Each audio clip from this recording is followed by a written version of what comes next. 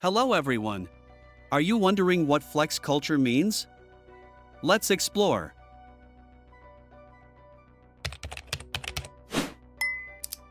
Flex culture refers to the social phenomenon where individuals frequently show off their wealth, achievements, or possessions, often on social media, to gain admiration or status.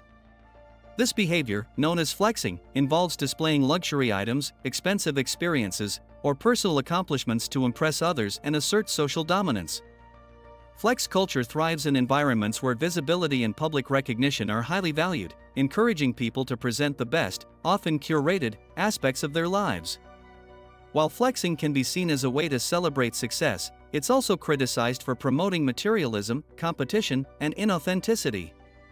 In essence, flex culture is about the desire to be seen as successful and affluent, often by highlighting the most glamorous parts of one's life in a public forum. Please like the video and leave a comment to support my job. Thank you for watching and see you later. Goodbye.